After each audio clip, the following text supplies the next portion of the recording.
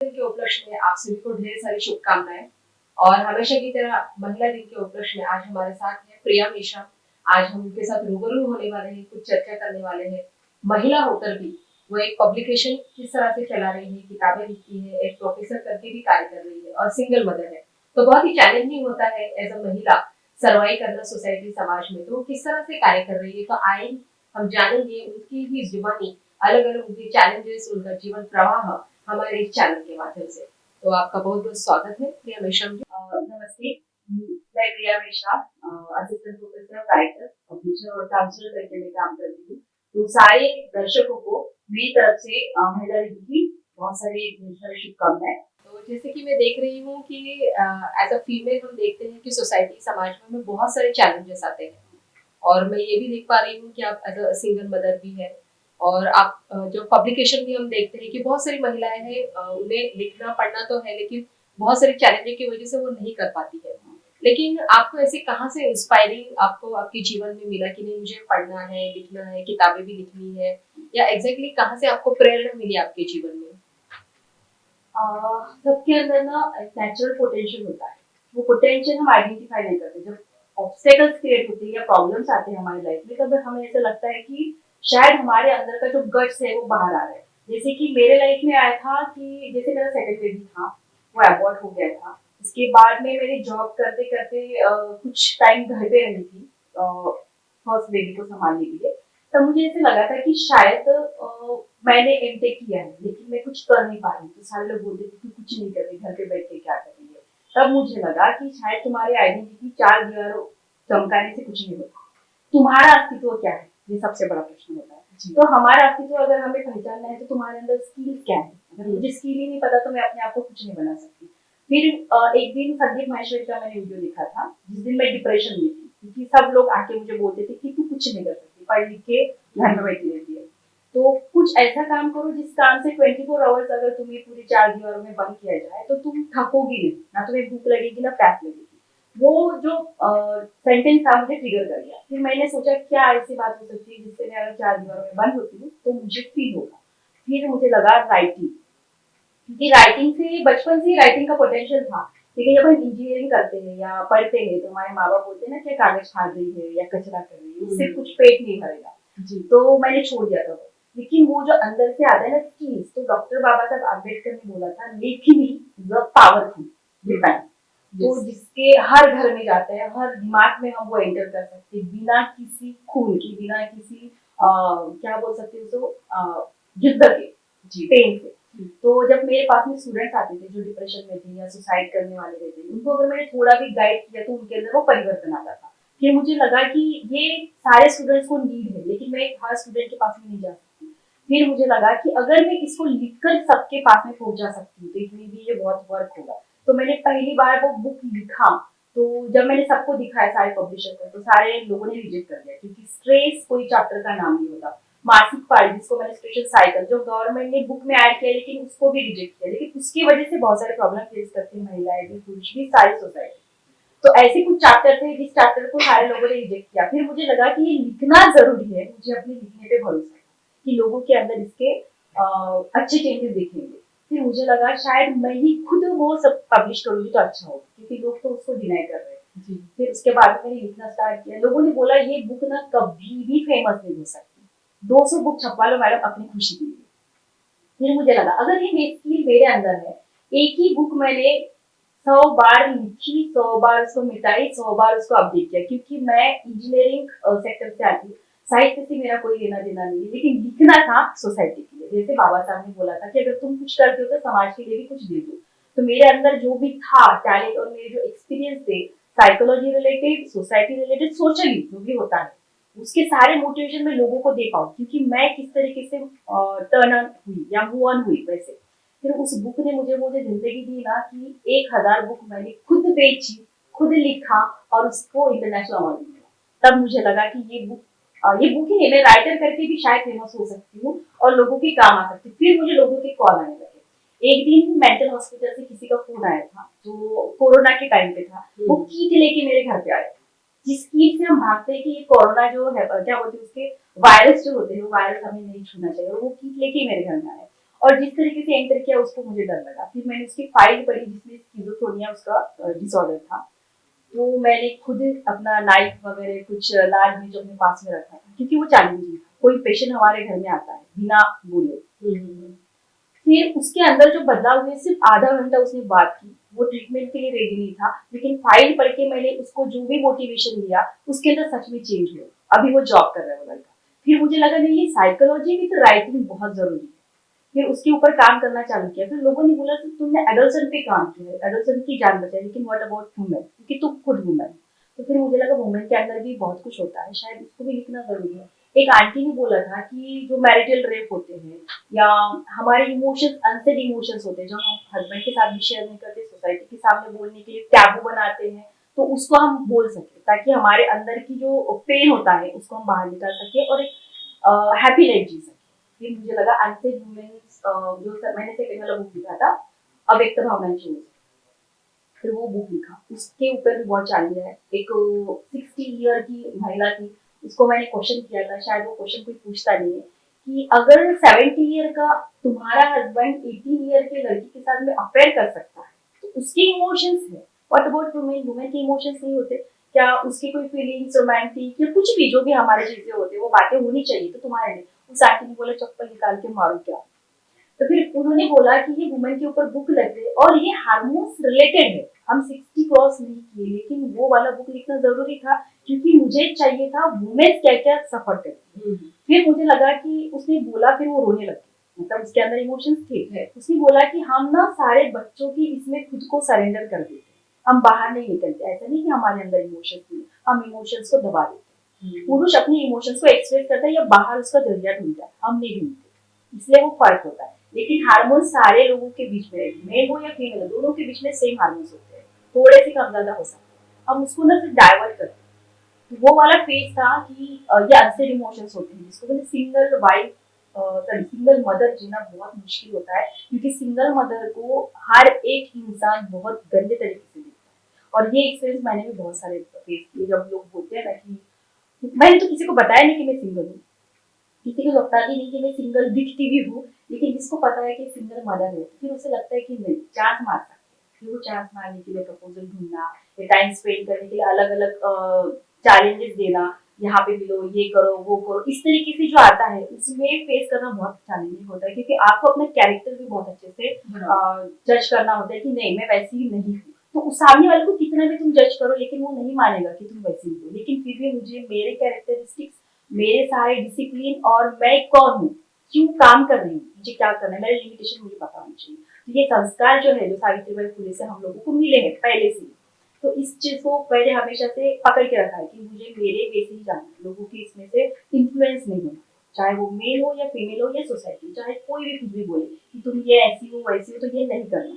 तो इन चीजों को पकड़ के रखी हूँ, इसलिए मैं सर्वाइव कर पा रही हूँ। अदरवाइज आज भी दरवाजे पे नॉक होता है तो डर लगता है कि कोई अननोन पर्सन आ जाए, क्योंकि फॉलो करने वाले सोशल मीडिया भी बहुत ट्रोल करते हैं। प्रपोजल आते हैं, शादी के प्रपोजल आते हैं, और छोटे हो या बड़े हो या अडल्ट हो या कोई भी हो, कोई भी प्रपोज करेगा, मतलब उनको लगता है कि ये खाली इंसान है, अगर ये रात की 12 बजे के बाद भी ऑनलाइन है तो चीज अवेलेबल, ये उनकी मानसिकता होती है। हम उस चीज से नहीं जा रहे, हम अपनी लाइफ को एंजॉय करने के लिए जाते हैं। जैसे मैंने बोला कि मैं अगर अच्छी दिखने के लिए थोड़ा डिसेंट रहती हूँ या मैचिंग नेल पेंट या मेकअप थोड़ा सा कर लेती हूँ, किसके लिए कर रही हूँ, ये क्वेश्चन था, किसके लिए कर रही है।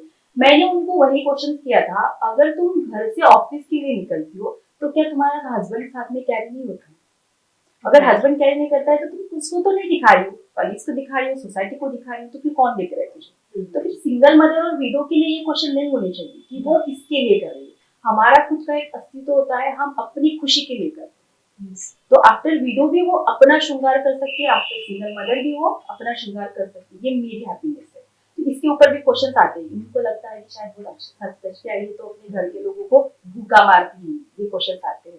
तो ये लोग ना आपको हर चीज के लिए क्वेश्चन मार्क करेंगे, लेकिन मुझे लगता है अगर आपकी सक्सेस है, आपको पता है मुझे कहाँ जाना है, तो आप अपनी तरफ से जाओ। मुझे क्या लगता है। तो अभी तक का आपका जो जर्नी है उसमें मैं देखती हूँ कि आपको बहुत सारे चैलेंजेस आए भी होंगे, तो ऐसा कोई आपका चैलेंज आप शेयर करना चाहेंगे हमारे ऑडियंस के साथ, हमारे साथ? हाँ, एक चैलेंज आया था, मतलब चैलेंज तो बहुत आया। एक कॉलेज में मैं गई थी गेस्ट लेक्चर करके, चीफ गेस्ट करके, तो उन्होंने मुझे बोला था कि आपकी जो बुकेज है या ट्रॉफी है जो भी हमें दिया जाता है, नान की गाड़ी में जाके रख के आ जाए।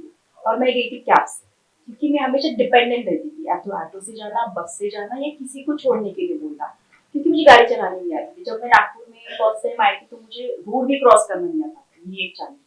तो ये सब चैलेंज फेस करने के लिए हमेशा कोई ना कोई घर का इंसान रहता था, तो कब तक मैं लोगों के ऊपर डिपेंड हूँ।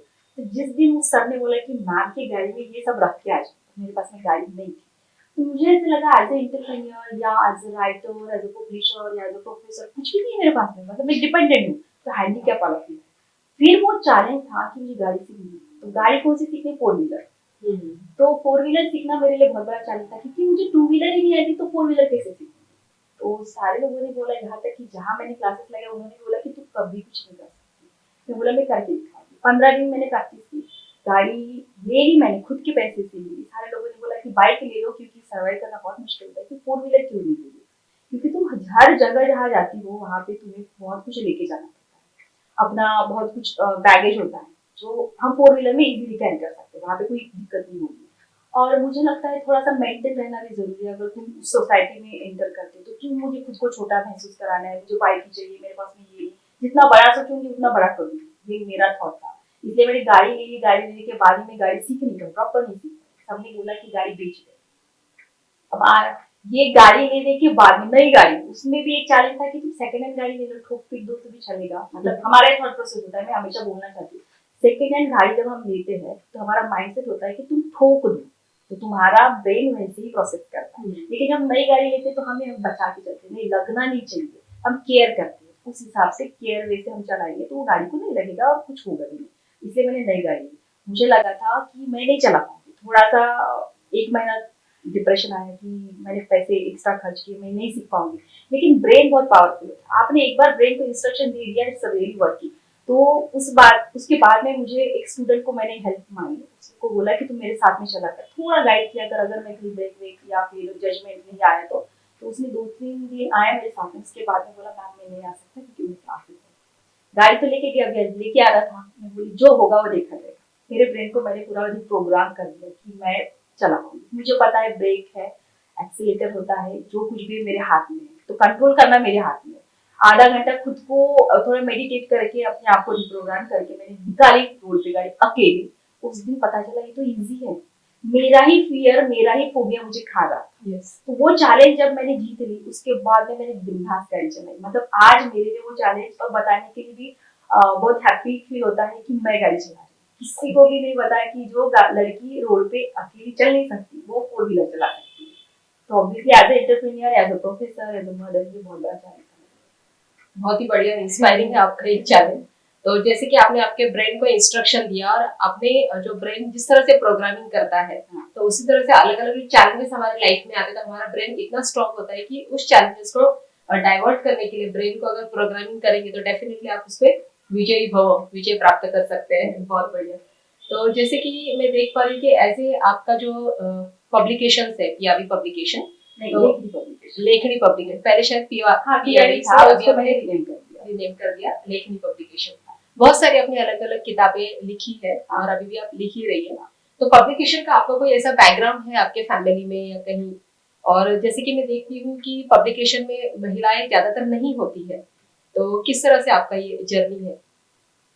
पब्लिकेशंस ये तो मुझे वहीं से मिला जब मैंने राइटिंग के लिए भागदौड़ की पूरे नागपुर में, हर पब्लिशर के पास में जब गई तो सारे लोगों ने जब रिजेक्ट किया, वहाँ पे वैसे ही पुरुष थे, सारे लोगों ने बोला कि ऐसे कोई बुक नहीं लिखा करते। तो पब्लिशर्स करके अगर मैं खुद इसमें एंटर करती हूँ, क्योंकि मुझे इसी बिजनेस में रहना है, अगर मुझे राइटिंग ही करनी है तो क्यों ना मैं इसको करूँ। लेकिन कैसे करना है ये मेरे फैमिली में किसी ने बिजनेस नहीं किया। मेरे पापा तो गवर्नमेंट सर्वेंट थे, तो बिजनेस तो किसी ने नहीं किया, लेकिन ये मैं पहली राइटर थी मेरे घर में और मैं पहली पब्लिशर बनी। लेकिन पब्लिशर बनना इट्स अ वेरी चैलेंजिंग, क्योंकि वहाँ पे अर्निंग नहीं, एकदम से अर्निंग नहीं मिलती है, लेकिन उसमें बहुत सारी चालाकियाँ सीखनी पड़ती है, दुनियादारी सीखनी पड़ती है, बिजनेस किस तरीके से करना है वो सीखनी पड़ती है। तो वो सारी स्किल्स तो मेरे अंदर नहीं थी। तो पब्लिशर्स बनने के लिए उसके बाद में मुझे लगा कि ये लोग तो रिजेक्ट कर रहे हैं, क्यों ना मैं बन जाऊँ। अब बन तो गई, लेकिन हाउ टू सेल ये बहुत बड़ा होता है कि हमने जिस प्रोडक्ट को बनाया, हाउ टू सेल ये स्किल होता है। अब उसको मैंने सीखा, अगर मैं इंजीनियर हूँ तो मुझे लगा कि ये सारी स्किल मेरे अंदर होनी चाहिए कि प्रोडक्ट को कैसे बेचा जाए, कैसे लोगों को कन्विंस किया जाए। तो वो स्किल्स मेरे अंदर आ गई। लेकिन फिर प्राइस, पब्लिशर्स करके जो मार्केट में जो ऑलरेडी आदमी बैठे हैं वो कैसे लोगों को कन्वेंट करते हैं, वो वाला चल था। कोई अपनी स्किल्स नहीं बताना चाहता क्योंकि वो तो मेल है, और अपने टक्कर में कोई फीमेल को नहीं चाहता था। फिर उनको लगा कि नहीं, एक फीमेल है तो यूं ही उसको हम यूं घुमा सकते, ये वाला था। तो लोग मुझे ऐसे भी चैलेंज देते थे कि मैडम को नहीं समझेगा तो इस तरीके से कोटेशन दे दो, समझ जाएगी। फिर धीरे धीरे मैंने उनके ना सारे चीजों के पीछे की जो ट्रेजेडी होती है, क्या है एग्जैक्टली, किस तरीके से अर्न करती है, क्योंकि कोई भी एक इंसान पब्लिशर करके बैठा है, कुछ तो मिल रहा होगा प्रॉफिट, तभी जाके वो सब काम धाम छोड़ के वो एज अ पब्लिशर बैठा है। मैं भी कर सकती हूँ, मुझे लगा। लेकिन बहुत सारे मेल लोगों ने वो सपोर्ट नहीं किया। लेकिन एज अ प्रोफेसर या हमारे जो सोसाइटी में सोशल वर्कर है, उन लोगों ने सपोर्ट किया कि तू कर सकती। उन्हीं लोगों की वजह से मैं आज यहाँ पे हूँ। जैसे यशवंत मनोहर सर है, उन्होंने भी बोला कि तू कर सकती।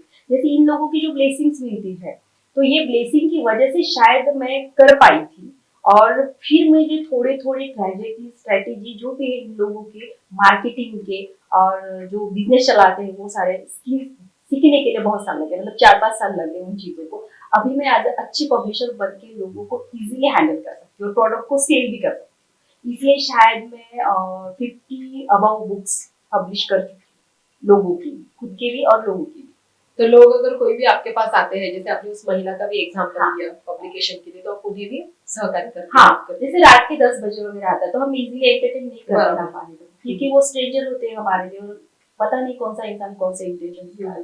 एज अ फीमेल हम तो वैसे भी एंटरटेन नहीं कर सकते, क्योंकि सोशल मीडिया पे सारे लोग ट्रोल कर रहे हैं आपको। आपने किसी को थोड़ा भी कुछ बोल दिया या सोसाइटी के खिलाफ आपने कोई एक पॉइंट रख दिया, तो लोग आपको ट्रोल करते हैं, जी तू बस मिल रास्ते पे। ये वाली धमकियां भी होती है, धमकियां तो बहुत सारी होती है। एक लड़के को सीधा सीधा बोला था कि मैं तुझे तलवार से मार दूंगा, ये वाली भी इस तरीके की धमकियां भी मिलती है। तो इन लोगों को टैकल करना नॉट इजी, क्योंकि आपके घर तक ना पहुंचे। तो आपको अपनी ओरिजिनलिटी भी संभाल के रखनी है, अपनी इमेज को भी संभाल के रखना है। इन लोगों को ट्रोल करते समय उनकी साइकोलॉजी समझ के उनको भी हैंडल करना है। ऐसा नहीं कि अगर उसने मुझे ट्रोल किया है तो उसको मैं पुलिस के पास में दे दूं या साइबर क्राइम में दे दूं, नहीं, उसकी साइकोलॉजी समझनी है और उसको हैंडल करना है, क्योंकि वो भी एक ट्रॉमा होता है या डिसऑर्डर होता है, ये समझ के।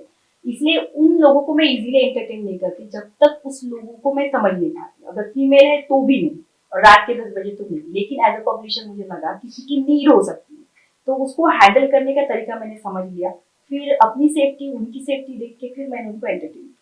जैसे कि आपके फैमिली में भी कोई पब्लिकेशन का ऐसा बैकग्राउंड नहीं है, नहीं। लेकिन उसके बावजूद भी आपने ये पढ़ाओ आगे लेकर गए और जा रहे हैं। अभी भी अपोज होता है मेरे फैमिली में कि ये सब ना फालतू होता है, कोई पब्लिशर, राइटर या कोई जॉब होता है या कोई बिजनेस होता है जहाँ में इंस्टेंट मनी आए, जब तुम प्रोडक्ट को बेच दो और वहां से पैसे आ जाए। इस तरीके से आपको अर्निंग करना चाहिए, बिजनेस करना चाहिए। मुझे ऐसा लगता है जहाँ पे सुकून मिलता है और सुकून के साथ में लोगों का कुछ फायदा भी होता है। जैसे मैं अगर लिख रही हूँ तो मेरा आर्टिकल पढ़ के किसी दूसरे इंसान का फायदा हो सकता है, और ये होता है। जैसे मुझे रात के 10 बजे 11 बजे या कभी भी डिवोर्सी या मेल और फीमेल दोनों, बच्चे भी, जो लड़के होते हैं जिनका ब्रेकअप हुआ ऐसा था, ये लोग मुझे कॉल करके बोलते कि आपका ये वीडियो मैंने देखा था, आपका ये आर्टिकल मैंने पढ़ा था, आपकी बुक पढ़ी थी, इसलिए मैंने सुसाइड करना कैंसिल कर दिया। ये थॉट मेरे लिए मोटिवेटेड, बहुत बढ़िया, क्योंकि किसी की जान बच गई है। तो ये 1000 रुपए अगर मुझे कोई दे रहा है, उससे कहीं गुना ज्यादा किसी की जान बच गई, ये मेरे लिए अर्निंग और रिवॉर्ड है। मुझे ऐसा लगता है ये बिजनेस, मतलब किसी को लगता है कि ये फालतू होगा, लेकिन मेरे लिए चैलेंजिंग और बहुत अच्छा है। बहुत बहुत शुभकामनाएं आपके इस आगे के पड़ाव के लिए। सावित्रीबाई फुले आपके जीवन में किस तरह से इंस्पायरिंग रही है एज अ फीमेल में देखना चाहूंगी? वो तो बचपन से इंस्पायर हुए। मैं ऐसे बोलूंगी कि मेरी मदर ने कभी मुझे ये नहीं बोला है कि बेटा तुझे पढ़ना चाहिए, क्योंकि मेरी मम्मी गाँव की है। उसे ऐसा लगता है कि 10वीं पढ़ लो, 12वीं पढ़ लो, बीए कर लो, शादी कर लो, निकल जाओ, ये वाला थॉट था। तो वहाँ पे सावित्रीबाई फुले का एक बुक मिला था 10वीं में। उस बुक को मैंने एक घर में लेके आई और बुक में लेके पढ़ी, क्योंकि घर में रहता ना तुम पढ़ाई करो, बाकी के बुक्स नहीं पढ़ना। तो उस बुक में मैंने लिखा था कि सावित्री माई ने बहुत स्ट्रगल किया सिर्फ एजुकेशन के लिए। एजुकेशन की वजह से उनको जो आइडेंटिटी मिली और लोगों को उन्होंने जो बदलाव लाया, वो बदलाव बहुत बड़ा था। उसमें चाहे फिर वो विडो का हो या महात्मा फुले ने जो भी किया था, दोनों ने मिलकर।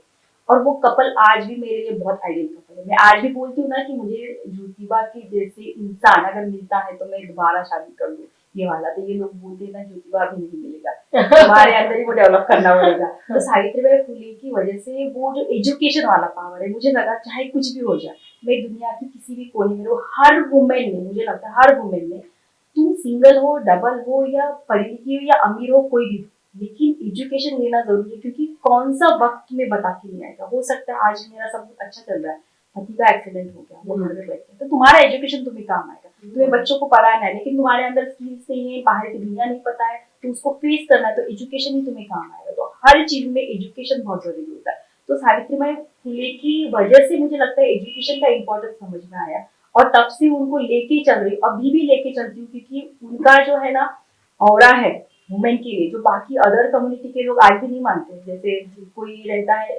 त्योहार, बालिका दिन जैसे हम बोलते हैं ना, तो वैसे सावित्री पूजा, या 14 तारीख का जो क्या है जनवरी का हल्दी कुमकुम, ये सारे सेलिब्रेट करते हैं, लेकिन ये भी सेलिब्रेट नहीं करते। तब मैं हमेशा उनको बोलती हूँ कि जिनकी वजह से हम पढ़ पा रहे हैं, जॉब कर रहे हैं, हर सेक्टर में जा रहे हैं, आप उनको ग्रेटिट्यूड भी एक्सप्रेस नहीं कर सकते। तो उसमें फिर आता है तुम्हारा कास्ट, रिलीजन। वो किसी कास्ट का रिलीजन नहीं था, ना वो हमारे कास्ट के, ना हम उनके कास्ट के, लेकिन उन्होंने जो काम किया वो एज ए ह्यूमैनिटी बेस पे हम लोगों ने, एज ए वुमन को तो वैसे भी कास्ट और रिलीजन नहीं था, मुझे ऐसा लगता है। वो पानी की जैसे, जिस कास्ट में जाएगी, जिस धर्म में जाएगी, वो उसकी बन जाती है। तो उसको एप्रिसिएट करना, उसको ग्रेटिट्यूड एक्सप्रेस करना, उनकी ब्लेसिंग्स लेना, उनके जैसे बनने की कोशिश करना, ये तो हमारे लिए बहुत सौभाग्य की बात होती है। तो हर वुमन ने लेना चाहिए, लेकिन हम लोग उसको थैंक यू नहीं बोलते। चाहे हम हर व्रत के लिए, उपवास के लिए छुट्टियां लेते हैं, लेकिन उसी दिन अगर माई का बर्थडे होता है तो उस दिन कोई भी सेलिब्रेट नहीं करता, सेलिब्रेट नहीं, ऐसे थैंक यू भी नहीं बोलते। ये दुख की बात होती है। तो वो मेरे लिए प्रेरणा है। और जैसे कि मैं देख रही हूँ कि आप जैसे समुपदेशन, उसके ऊपर भी आपने साइकोलॉजी पर डिफरेंट किताबें लिखी है, और जैसे आपने बताया कि पार्ट टाइम भी मतलब काउंसलिंग वगैरह जो कर रहे हैं, कुछ लोग आपके पास आते हैं, तो इस तरह का जो आप वर्क कर रही है as a professor, as a writing, publication, और उसके साथ ये पार्ट टाइम वर्क, काउंसलिंग वगैरह भी करना, काउंसलिंग करते करते, तो आप किस तरह से, आपको ये चैलेंजेस आ रहे हैं, किस तरह से लोगों को मतलब हेल्प हो रही है आपकी वजह से, उसके बारे में आप बताएंगे। हाँ, जैसे दिन भर हम जॉब करते हैं, शाम को हमारे पास में भी खुद के लिए टाइम नहीं होता, क्योंकि कॉलेज के भी खुद अपने अपने चैलेंजेस होते हैं। तो यहाँ पे आपके खुद पीसफुल रहो, तब जाके सामने वाले को तुम काउंसलिंग कर सकते हो। तो ये मेरे लिए चैलेंज है कि तुम पहले अपने माइंड को मेडिटेट करो, या कुछ भी करो, या वो चैलेंज एक्सेप्ट करो, लेकिन अपने पेशेंट जो होते हैं उनको इस तरीके से डील करो ताकि उसका जो भी डिप्रेशन, एंजाइटी होता है वो दूर हो जाए। तो मेरे पास में जब स्टूडेंट्स आते थे हर प्रॉब्लम के, अभी भी मैं कॉलेज में फ्री में बच्चों को काउंसलिंग कर देती हूँ, उनसे कभी फीस नहीं लेती, क्योंकि मेरे स्टूडेंट्स है। बाहर से इसलिए फीस देना मैंने अभी स्टार्ट किया, पहले तो फ्री में करती थी, लेकिन लोग उसका मिसयूज करते थे, क्योंकि हम टाइम दे रहे उनको, 1 आवर 2 आवर उनको टाइम दे रहे थे, उसका कोई रिस्पेक्ट नहीं करते थे। फिर मुझे लगा एटलीस्ट मिनिमम फीस रखो, ताकि पैसे देने के बाद में वैल्यू समझ में आ जाए। इसलिए मैंने अपना फीस चालू किया। एक छोटा बच्चा आया था, उसके बाद में 14 ईयर्स का बच्चा था, जिसमें फियर फैक्टर था, अभी भी है वो मेरे इसमें कॉन्टेक्ट में, सज्जे पे जाके बैठ रहा है, पढ़ाई नहीं कर रहा है, किसी भूत का अपने माइंड में कुछ रख के, जो बच्चा भी मोबाइल में गेम खेल रहा है, उसका अपने दिमाग में लेके जो सुसाइडल थॉट आते हैं, वो थॉट होते हैं, फियर थॉट होते हैं, उसके बाद में अग्रेसिव नेचर होता है। ये सारे जो नेचर्स होते हैं, जिसकी वजह से पढ़ाई, मेमोरीज और अपने रिलेशनशिप, घर का माहौल सब खराब हो जाता है।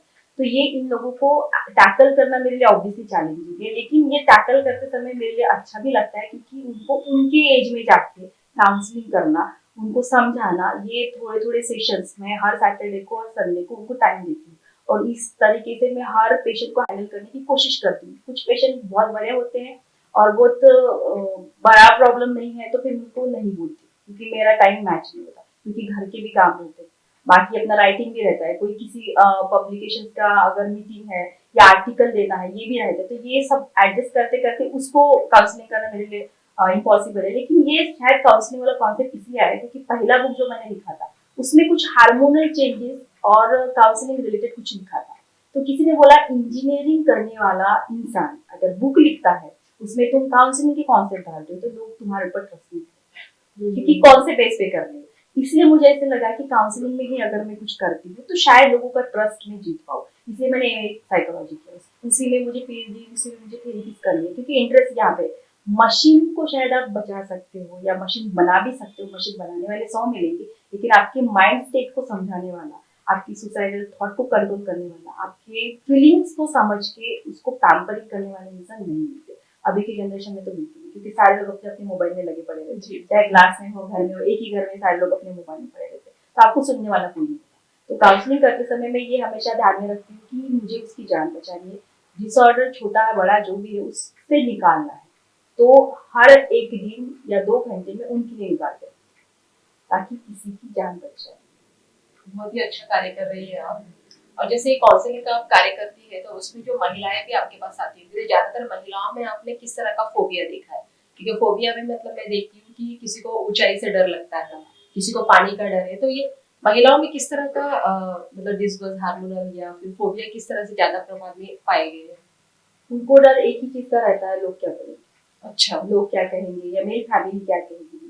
जैसे मेरे हस्बैंड शायद मुझे अलाउ करेंगे कि नहीं, अभी भी ये है कि लोग कमा रहे हैं, अर्न कर रहे हैं, जॉब कर रहे हैं, लेकिन फिर भी एक और मैं अपने हस्बैंड को पूछूंगी अगर उन्होंने परमिशन दी तो ही मैं ये करूंगी, तो क्यों तुम्हारे खुद के ओपिनियन नहीं हो सकते? हाँ, डिस्कस करना चाहिए, हस्बैंड में डिस्कस करना चाहिए, वो रिस्पेक्ट है, लेकिन जो डिसीजन रहता है वो तुम्हारा होना चाहिए, क्योंकि तुम भी इंसान हो। तो हर चीज पापा से पूछ के करो, हस्बैंड से पूछ के करो, बच्चे से पूछ के करो, तो ये वाला फोबिया है और इसी वजह से वो आगे नहीं बढ़ पाती। क्योंकि अगर उन्होंने नहीं बोला, जैसे रात के 10 बजे तक मुझे बाहर जाना है, ये सब काम करना है, तो घर का काम कौन करेगा, खाना कौन बनाएगा, ये वाला जो रहता है, मेरी शायद सास कुछ बोलेगी या मेरे बच्चे भूखे रहेंगे, तो ये फोबिया उनके दिमाग में सोसाइटी में बनाते रहता है। इसमें भी अगर हस्बैंड थोड़ा सा सपोर्टिव रहता है तो दोनों चीजें बैलेंस हो सकती है, ताकि वो बिंदास होकर बाहर जाके काम कर सके जी। तो हम दोनों एक दूसरे के काम का रिस्पेक्ट करते हैं और ह्यूमैनिटी का भी रिस्पेक्ट करते हैं, नॉट मेल एंड फीमेल, दोनों चीजों का जेंडर का रिस्पेक्ट करते हैं। ये अगर हो सकता है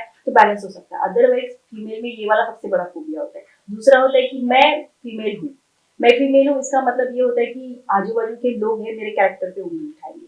तो कैरेक्टर पे उंगली उठाने वाले जो लोग होते हैं उनको तो सिर्फ एक कारण चाहिए, आप चाहे भाई के साथ में भी जाते हो, फ्रेंड के साथ में भी जाते हो, रिलेटिव के साथ में भी, तो भी बोलेंगे कि इसका कैरेक्टर खराब है। आप ऑनलाइन रहते हो या फोन पे बात करते हो तब भी उनको वैसे ही लगेगा, आप अच्छा सजेस्ट के जाओ तो भी उनको वैसे लगेगा। तो ये सोच सोच के वो अपने मन को हमेशा मार के रखती है, तो वो खुल के नहीं जी पाती। तो तो किस आप तरह से जीना चाहिए, महिलाओं को क्या संदेश देंगे आप इस फोबिया के ऊपर? इस फोबिया को आप तोड़ सकते हो, क्योंकि अगर मेरी लाइफ है और मुझे एज ए इंसान पता है कि मैं जो कर रही हूँ सही कर रही हूँ, मैं किसी का गलत नहीं कर रही, मैं खुद गलत नहीं कर रही, तो आप बिंदास होकर करो। आप जॉब कर रहे हो, किसी के साथ में बात कर रहे हो, आपको लिमिटेशंस पता है कि उस इंसान के साथ में मेरा रिश्ता क्या है, आपकी लिमिटेशन एज ह्यूमन बीइंग है, मैं एज अ कलीग करके बात कर रही हूँ, एज अ फ्रेंड करके बात कर रही हूँ, तो किसी से क्या ही डरना है। तो वहां पे आप सामने वाले इंसान को भी बोलो या जस्टिफाई करो या कन्वे करो, जिस तरीके से भी करना, लेकिन अपने काम को नहीं छोड़ना है। अगर आपका पैशन और आपकी हैप्पीनेस आपके काम में होती है तो आप घर में भी उतनी अच्छे से हैप्पी रहोगे। अगर कोई चीज, कोई सपना आपके अंदर मर रहा है तो आप जी नहीं पाओगे, वो एज ए डेड बॉडी की जैसे आप जी रहे हो वुमेन से, तो डेड बॉडी करके जैसे नहीं जीना है, मुझे एज ए ह्यूमन बीइंग बिंदास होकर जीना है। जो तुम्हें अच्छा लगता है वो करो, बस वो किसी का नुकसान न हो, ना खुद का, ना फैमिली का, ना तुम्हारा। तो सबसे पहले खुद की वैल्यू, स्पेशली स्पेशली ये बोलूंगी हेल्थ, जो हेल्थ रहता है ना, हम सबको परोस देते हैं, हम नहीं खाते। अभी भी हमारे कॉलेज में ऐसे बहुत सारे वुमेन्स होते हैं जिनके एक्सीडेंट सबसे ज्यादा होते हैं। हर फैकल्टी में अगर किसी का एक्सीडेंट सुनने को मिलता है तो इस फीमेल का, उस फीमेल का, क्यों? क्योंकि दिमाग में वो लेके चलते थे शाम को ये सब्जी बनानी है, बच्चों को ये परोसना है, अभी ये काम करना है, तो ये थॉट लेके ही चलते। आदमी नहीं ये सब सोचता है ना, कि औरत ही चलती है कि बच्चों को देना है, ये करना है, वो, और उस स्पीड से वो गाड़ी चलाती है, पंचिंग रहता है, चैलेंजिंग होता है। तो मुझे ऐसा लगता है खा के नहीं आती, फिर उनको बीपी, शुगर या कुछ डायबिटीज वाले इश्यूज होते हैं।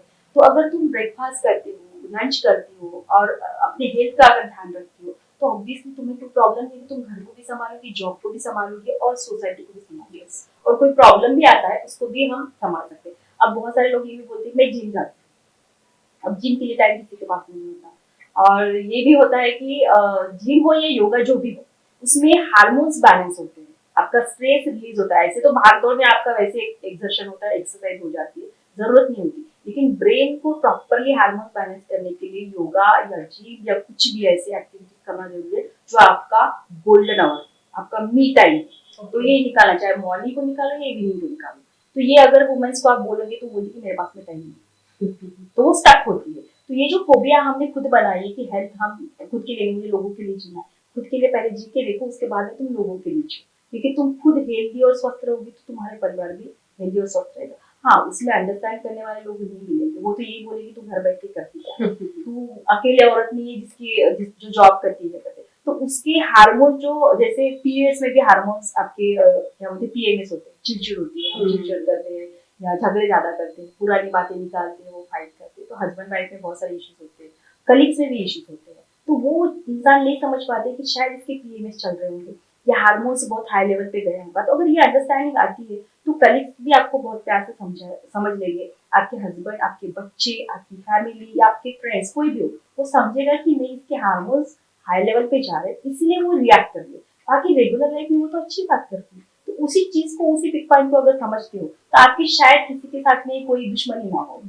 और कभी कहीं डिवोर्स नहीं होगी, कभी कोई ब्रेकअप नहीं होगी, कोई प्रॉब्लम नहीं आएगा। तो ये जो फोबिया हमने बना के रखा है कि मैं कैसे बताऊं, तो ये बिंदास बताओ।